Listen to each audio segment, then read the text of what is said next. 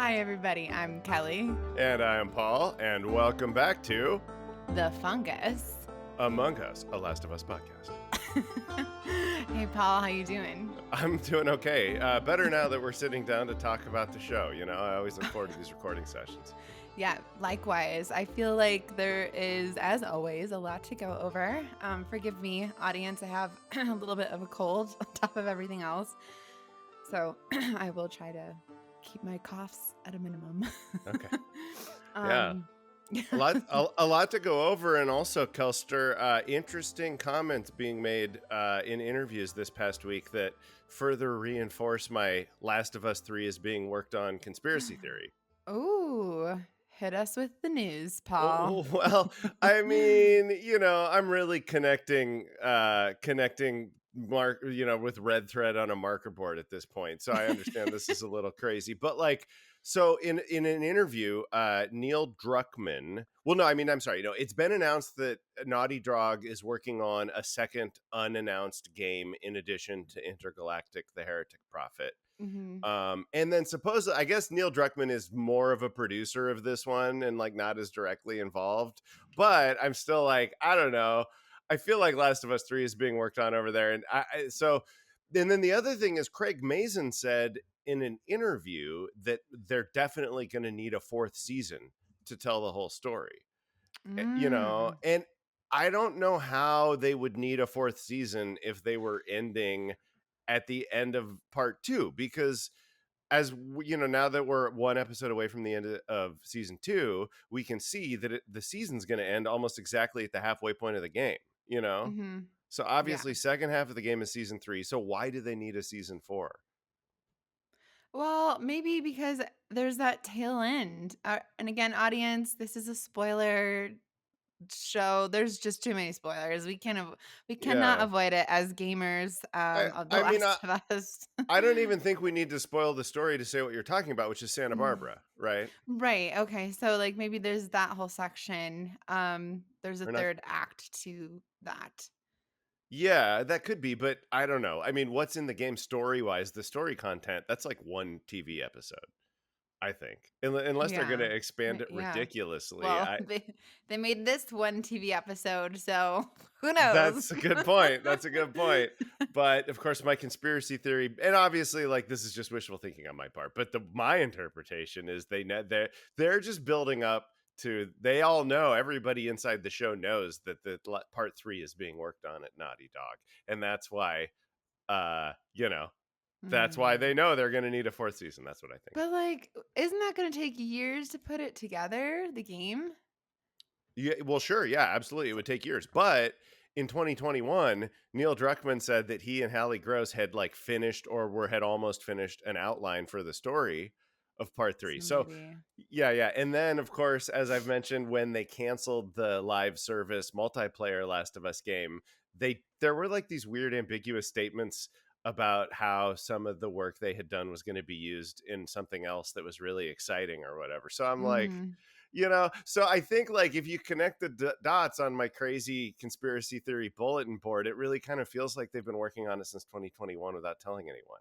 And Mm. they wouldn't want to tell anyone because they wouldn't want to steal thunder from the show or the remaster of part 2 or the Mm. complete edition they just put out. Or, you know, there's always been other Last of Us news, and they Mm-hmm. also don't want to steal focus from Intergalactic: The Heretic Prophet. So my theory is they've been working on Last of Us 3 this whole time in secret, and we're not going to hear anything about it until season 3 is airing or completed and Intergalactic: The Heretic Prophet has been released. That's my theory.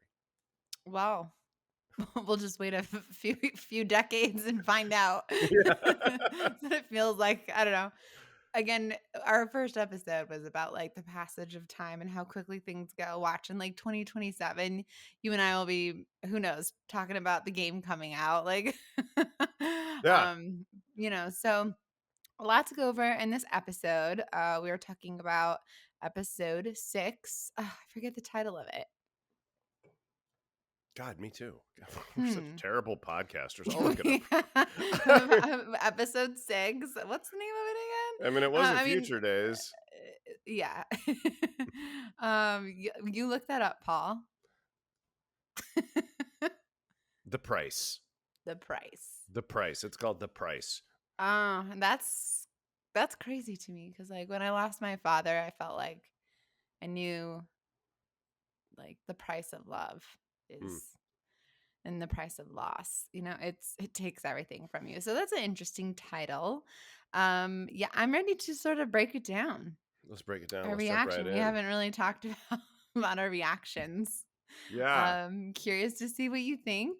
Let's have you start first. I usually jump in, so you go first. Okay, well, I think what I would say is that this has been a really interesting experience for me this week because, as you know, I've been obsessed since we started doing with this podcast with the question of like how much of this show can I actually experience in a pure way because I have so many preconceptions from the game. Mm-hmm. And with this episode, I'm through the looking glass at this point because like I watch the episode. I have my reactions to it. I have some stuff I react positively to, some stuff I'm questioning. And then I go look at the internet. Everybody who played the game is arguing about which parts of the episode were wrong. And then I talk to Mm. people in my life who are watching it who love the game.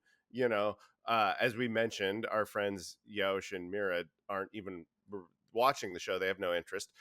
My sister, also a huge Last of Us fan, extremely pissed off about some parts of the episode.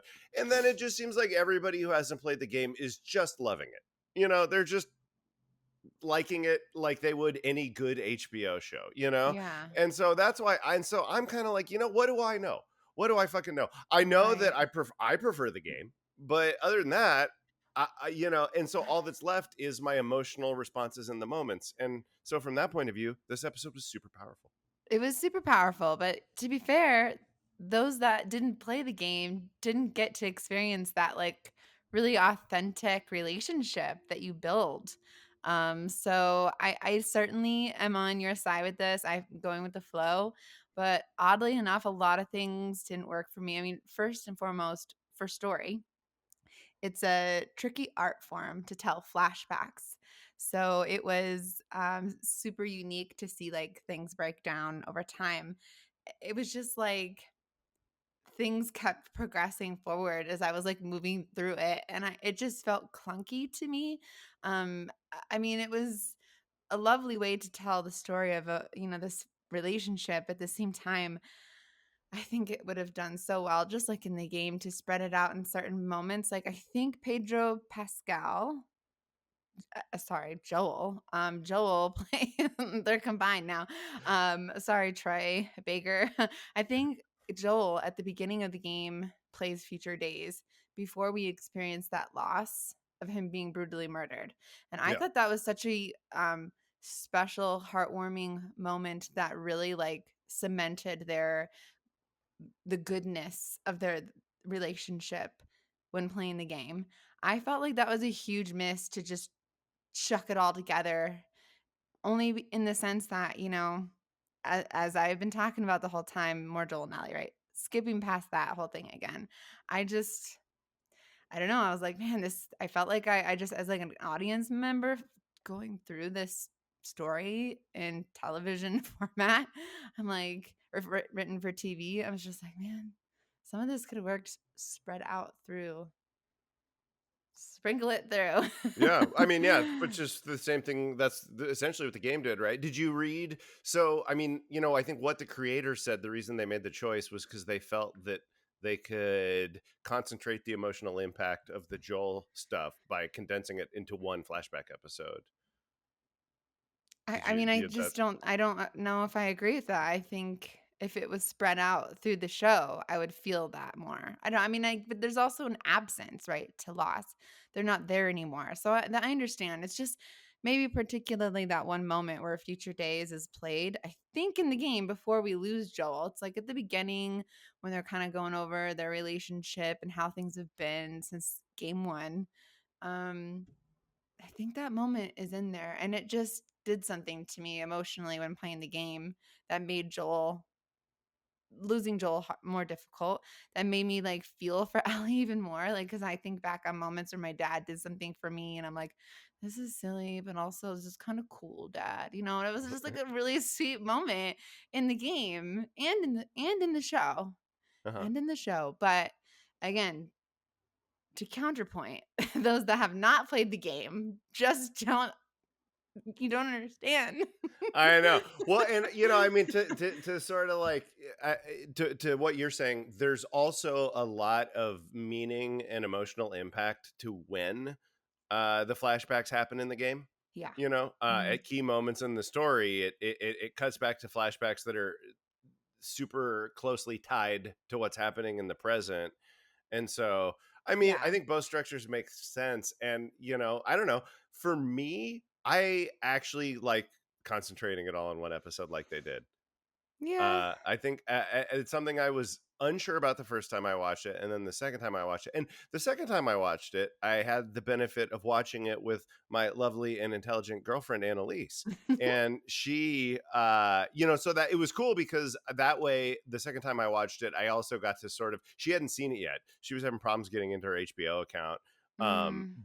but that way I also got to get the undiluted opinion of somebody who hadn't played the game, Yeah. in real time. But I think the reason that I liked condensing it all is because of what you said. Like, I got to spend episodes 3 through 5 feeling Joel's absence in a really Mm. profound Mhm. way. Yep. And in the game, there's a good, like, what, 5 or 10 hours of gameplay between each of the flashbacks. So you feel the absence that way. Yeah. Because the story is spread out over like 20 hours or whatever, right? So like in the Mhm. show, I appreciated that. And I appreciated the way that they gave it an arc by putting it all in one episode. Yeah. No, I appreciate it too, for sure. I watched it with my partner. He really enjoyed it. Just wasn't as reactionary as he had been through the other episodes, but we didn't really talk about it because I was tired. And I only had one watch through, so Uh-huh. maybe I'll need a second watch through. I mean, let's not forget how we have gone over this. We just feel like Ellie and Joel, they're just very different people too compared to the game. So It's maybe true. for who they are, this is working for the story. And that's why that's the thing, right? Yeah. Oh, Beautiful episode, beautiful story, incredible set design. I mean, like props to that design team. Seriously, bringing in and creating a replica in the Museum of Science and yeah. Arts to rebuild that from the game, like incredible, It was. incredible. It was crazy. It was a crazy amount of fidelity to what we saw in the Hmm. game. Yeah. Yeah, Absolutely. yeah. So, And I wanted to say, related to what you said, like one thing that did, because you mentioned how we've been talking a lot about how we're seeing different versions of the characters in the TV show, mhm. obviously, than we did in the game. But I did feel like in this episode, they were both closer to sort of my idea of them from the game than they have been in almost any other episode. That's weird. I can't believe we have completely different views on this, and I can't wait to break it down. Can I we know. jump in just a little bit? I'm Sure, sure. ready. Yeah, no, let's. I'm Okay. happy that we do because it's like I don't know. I love that we're not talking about it because every time we sit down to record one of these, I never know what's going to happen. It's Uh, so interesting. yeah, I think so too. So we meet Joel as like a older teenager in 1983, very protective of his brother Tommy. You take a look at these parent dynamics, parent-child dynamics that, and you see Joel is trying to better himself like he did with his, daughter Sarah, like he's trying to do with Ellie.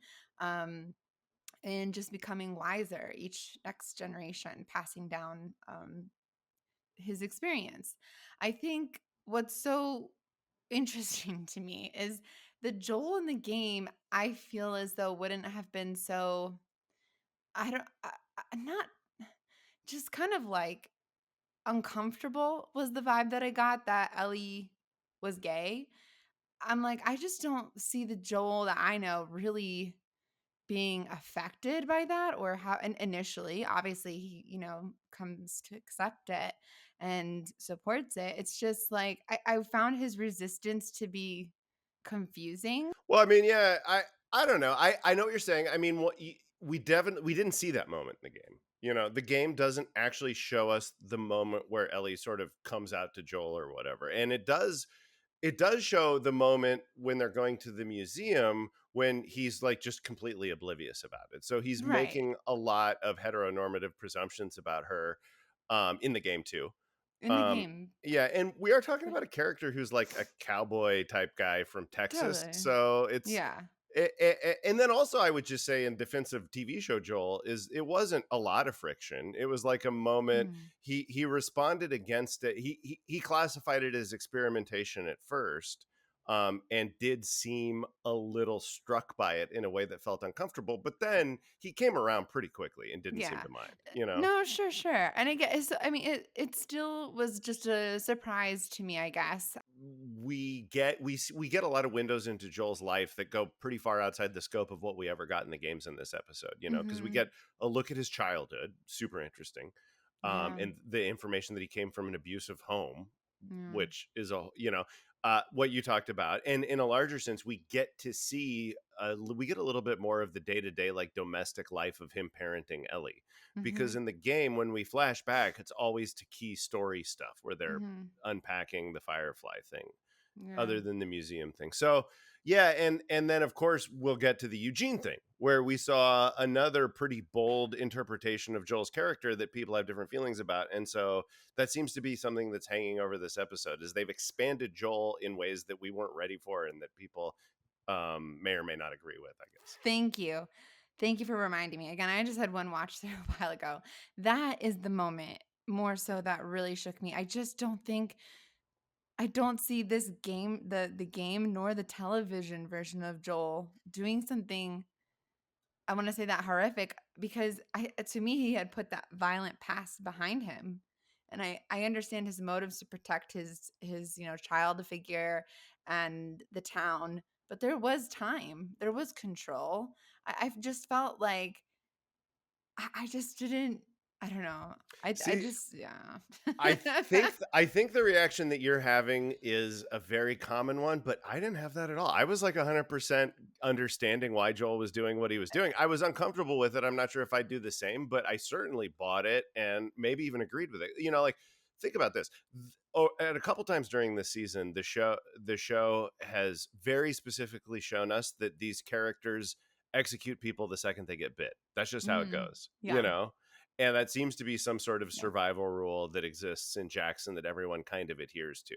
And, Fair. and so then I'm thinking about it. I'm like, okay, so Eugene's dead within the next hour or two, no matter what Joel does, right? So Mhm. is he going to risk not just Ellie, but like, what if he gets Eugene back to the gate and he's starting to turn and then Yeah. Gail comes out and, in zombie movies, the loved one always loses it and starts hugging the zombie and gets bit. I'm, Yeah, so yeah. there's That probably trip. a good reason why Jackson has this immediate kill rule. It's like ripping off a Mhm. band-aid. And so Yeah.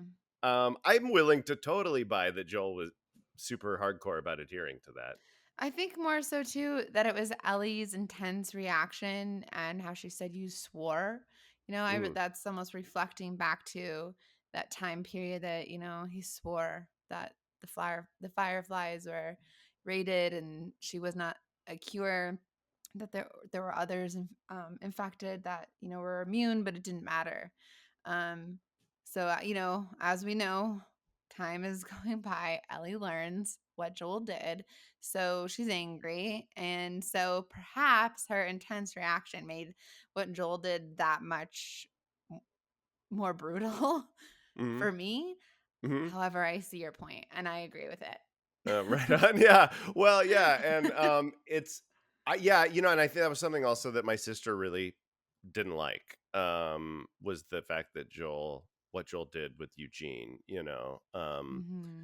But uh so I was talking about this with my girlfriend and her take, which I sort of mostly felt and then sort of cemented, is that like that's we've seen Joel do that before. That's exactly how Joel has acted. He does what he thinks is necessary for safety no matter how brutal, and then lies about it. Yeah, no, for sure. That's yeah. Yeah. So I mean, definitely an interesting sh- way to interpret this passage of time. I still am going to go back to something we discussed before. Yeah. I don't really love how they dumbed down Ellie. Like I know we talked about it before, but it just occurred to me in this episode, and it just occurred to me in this last episode. Like she has an intelligence in music, curiosity, like an insatiable curiosity.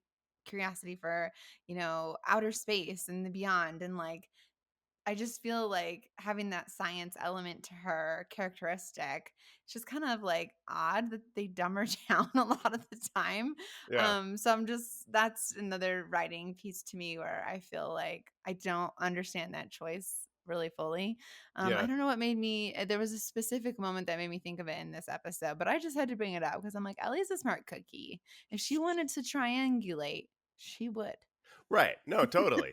Yeah, I mean, but to me, that's not a problem with this episode because actually, like, Yeah. there was only one moment in this episode where I found it where I found her obnoxious, and it was such a small moment that I probably shouldn't even. But the I'm part curious. where Joel turns around and she's just like putting her face in the cake, I was like, come on, just wait till the guy gets a knife and like. But I mean, it's her birthday Well, she cake, was I like, what, guess. 14 or That was her 15? 15th birthday. That's another interesting change they made here, which is they aged her up for all of those scenes in a way that I think is kind of worth considering. Well, yeah, it was like a series of birthday scenes. Every scene was like the beginning of a birthday. Right, right. But also, like, so I think in the first game, she's 13, right? Hmm. So in the game, during the scene where Joel plays Future Days for her, she's 13. And in this one, she's 14, I think. She's Yeah. she's just turned 14. Or no, 15. It was 15. And because she was Oh my 14 in the God. first season. So already she's a year older. And then when he took her to the museum, I believe that was on her 14th birthday. Here it's on her 16th birthday, Yeah. you know? Is it And her so 16th? I thought her, yeah, I thought her, yeah, it was her 16th birthday. no, I thought it was And her 17th. no, that was the one where he comes home with the cake and then she's fooling around with that older girl who gave her the tattoo. Oh, yeah, that's dope. Yeah. But like, That was a good scene, though. I kind of think I don't know. I'm much more tuned in to the minute differences between ages and stuff like that, but I feel Yeah. like being able to get lost in a magical imagination of going to space makes much more sense for a 14-year-old than a 16-year-old, but whatever, that's a small detail. Maybe if you and I have this timeline right, which we'll have to fact check, I think, hey, at 16, I was a theater kid. Things were fantastical. I lived in an imaginative world a lot of the time. Yeah, okay. Did it Fair did enough. it work Yeah. for the scene? If she was 16, yeah, maybe Yeah, it not. worked. No, I know. But It was still a very I lovely thought she scene. Yeah, was, I know. yeah, I I'm thought splitting hairs. Yeah. exactly. Yeah. But I mean, I really did enjoy this episode. There were some hangups that I had for me in terms of character. So, Yeah. I So yeah. we're kind of jumping around here, but how did you feel about the little intro scene where we see kiddo Joel and his abusive dad, played by Tony Dalton, who played Lalo Yeah. Salamanca in Better Call Saul, who I just love? Yes. um I I thought it was a really interesting piece of backstory and way to like jumpstart the flashbacks for sure. Um, I think it was a great way to represent the long-term commitment that Joel had to protecting his little brother, Tommy. So I think it was a nice addition for backstory. But, then I guess what the scene was really about was kind of an interesting thing to add a through line to the episode that Yeah. he doesn't really know what he's doing as a dad and he's just kind of fumbling his way through it and trying not to fuck it up too much. Yeah, like I hope that one day if you have one, you'll, you'll do better than me. Something Hmm. to that effect. Yeah. So like certainly could appreciate that. The same time I could have done without it. I mean, sure. But then my thing is like, well, if I'm on the Sorry. fence, Sorry they everybody. but then what pushes me over is like, but it was Tony Dalton playing him. So sure. Yes. Hmm, I'll hmm, take it. yeah. Yeah. No, it's an interesting way to show like how to break generational trauma. So, that piece of it was nice and didn't want Ellie making the same mistakes. Mhm. And now Ellie is about to be a parent. What timing? Yeah. That's literally like 3 days later in the no, that's 3 months later. Whatever. Anyhow, you know what I'm saying. I think Yeah. it was a really strong episode for condensing all the flashbacks into one. Sure. Yeah. And also, I guess we got to give a big shout out to Joe Pantoliano. Yep. Hmm. Joey Yeah. Pants. I mean, he really made the like two scenes that we saw Eugene hit really hard Oh, with his yeah. performance. Loved that. That was actually, that was pretty emotional. Yeah. The last thing you'll see before you die is you can see their face. And the way Hmm. Joel was like, you'll be able to see her face. Yeah. And he If you saw love her. someone, you And can then always Joel see their pulled the trigger. Like, wow, face. that cut deep. Yeah. So how about the show's version of the porch scene that ends of the episode? How are you with that? Okay. Okay. Look, it's just like it's at this point. I know I'm flip flopping every freaking week here. I just felt like it wasn't the right moment in the game. The right moment in the show. So I, it was okay. It was okay. I think a lot of the dialogue was rushed to fit it in for story's sake. Um, but I like that there is that moment, we get it, where Ellie, wants to try with Joel. I'm glad that, I'm happy for the rest of the world that's never played the game to get that heartwarming closure and not wait another, like, who knows how long it's going to take for the third season to come out. Caitlin Dever playing Abby's story. Couldn't have waited, because in the game, that's right at the end, pretty much. That's no, that's at the very end of the game. So this is like tail beginning almost. We're not even at day 2 in Seattle. So Here we are.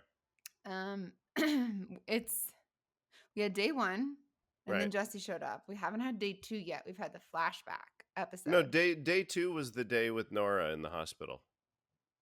They didn't Okay. call the episode day 2, but that was day 2. Remember, she gets up the next morning. Dina's triangulating. That's right. Yeah, The triangulating. That's what right. brought me They're getting a day back to 2. the right spot.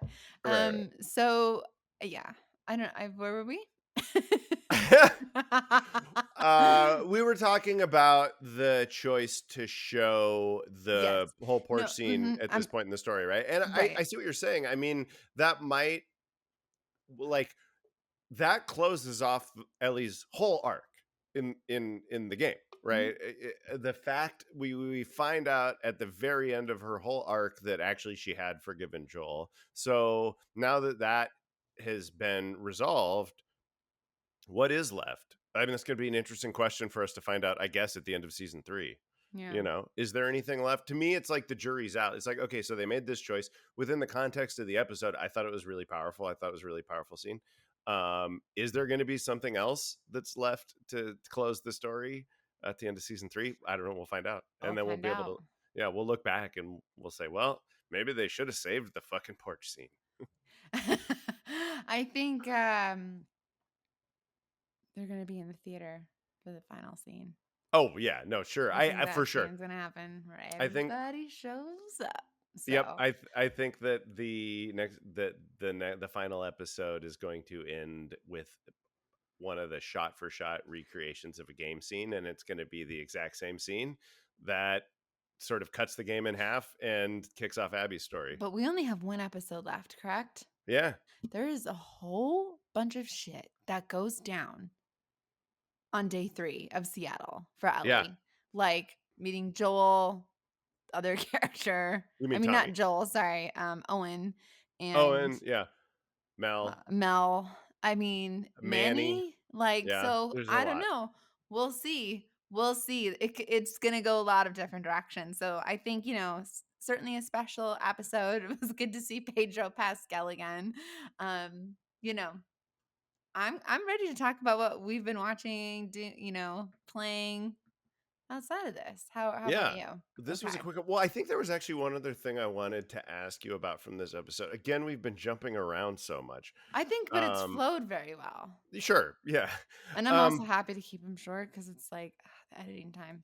No, for sure, for sure. But no, I know what one other thing I want to say is that one thing that this show another thing that this episode added to the story that wasn't there before is Ellie is questioning the lie that Jill told her at the end of the first season or the first game. Mm-hmm.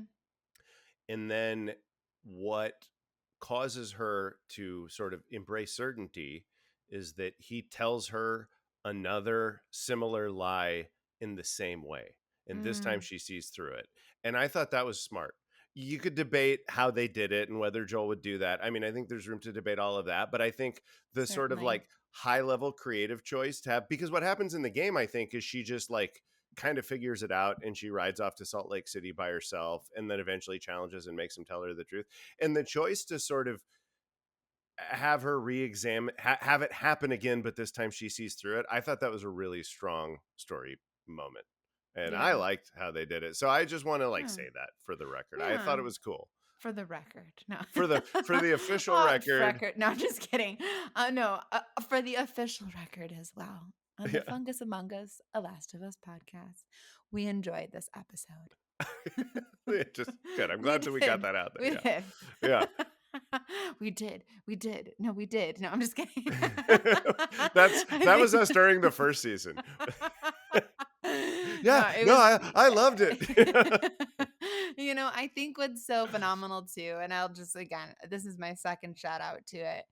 Props, props, props to the props team. I mean, the set design, the cinematography continues to just move me. Truly, I think It it's really really is that amazing. it really is amazing. The set design, powerful stuff.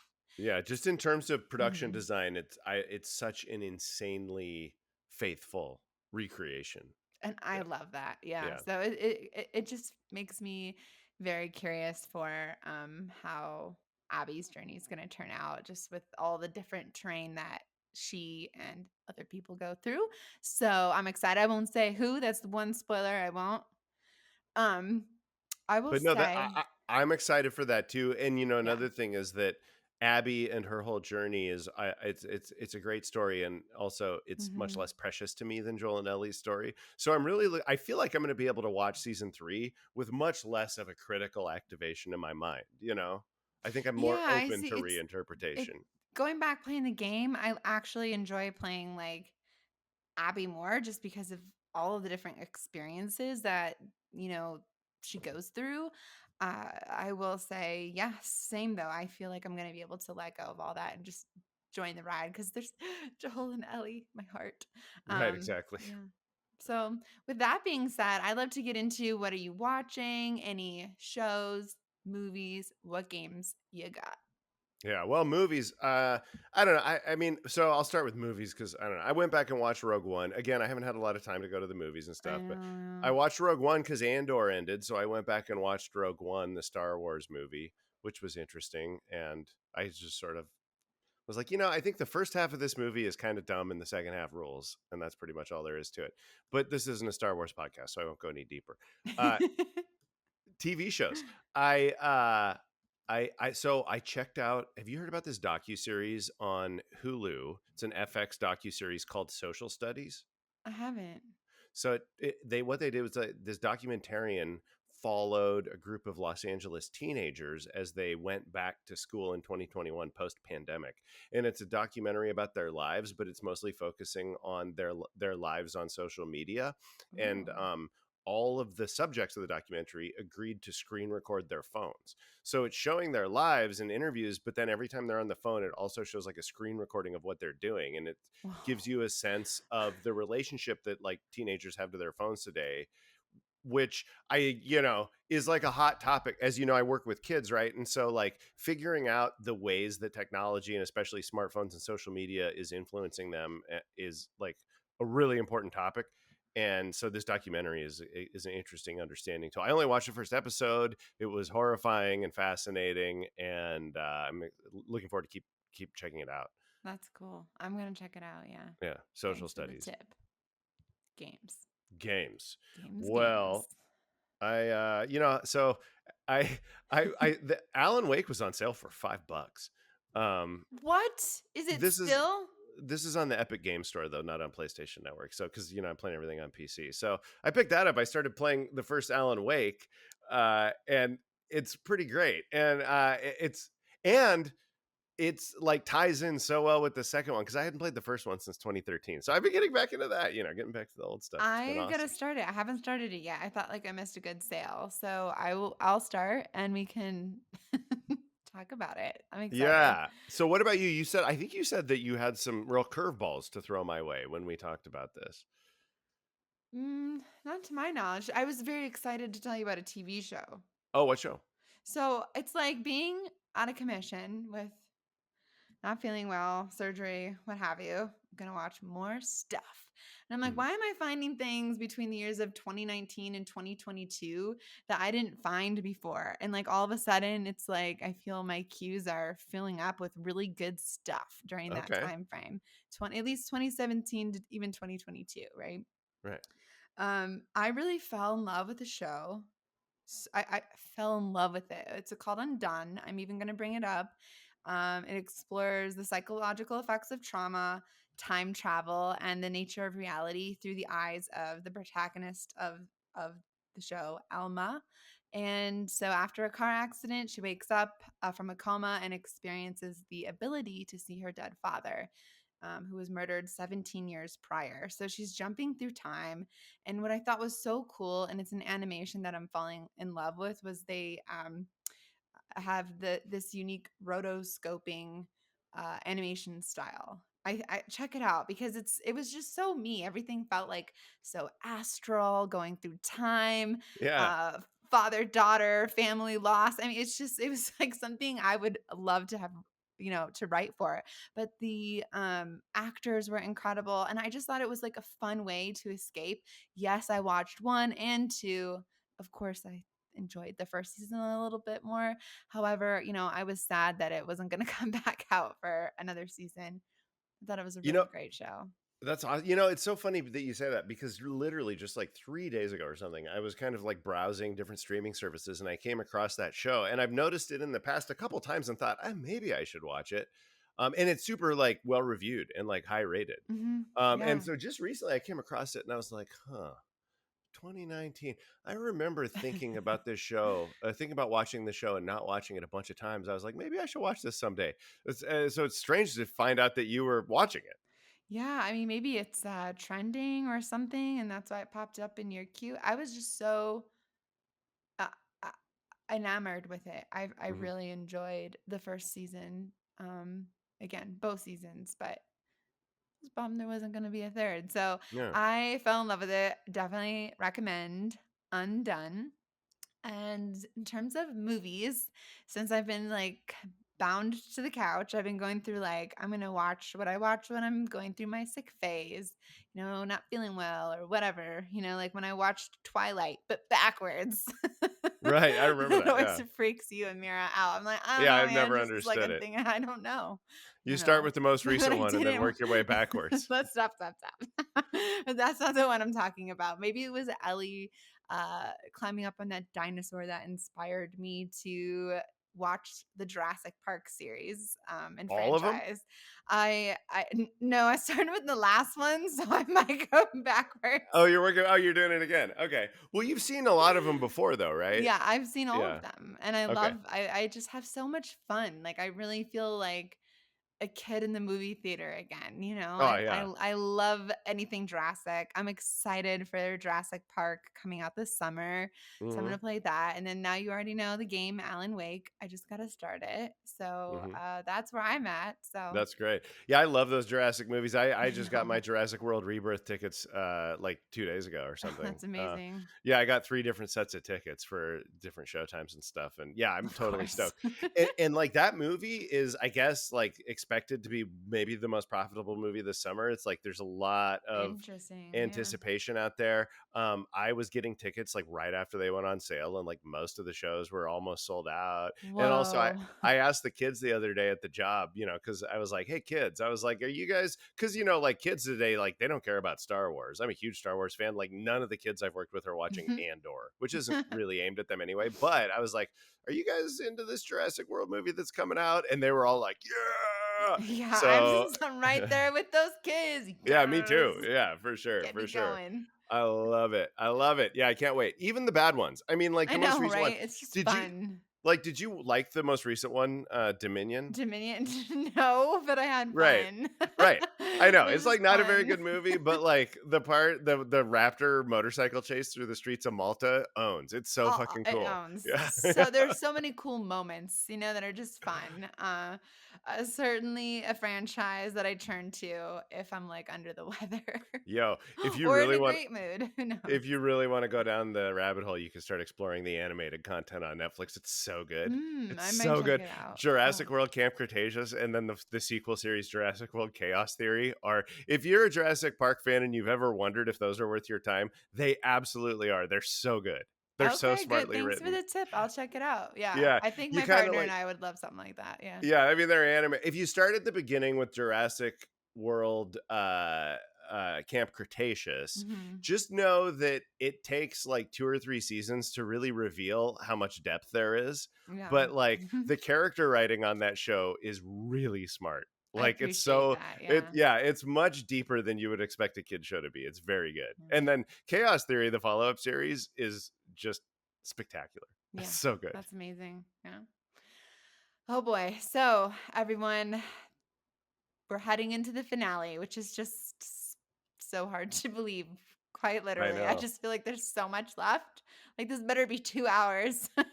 I know. I had Well, that yeah. complaint last season. So I'm like, oh man. Yeah, I feel like they I hope they do an extended episode. And HBO has been doing that a lot lately. So something Yeah. Annalise and I were just talking about last night too, how this next one was probably going to need to be long.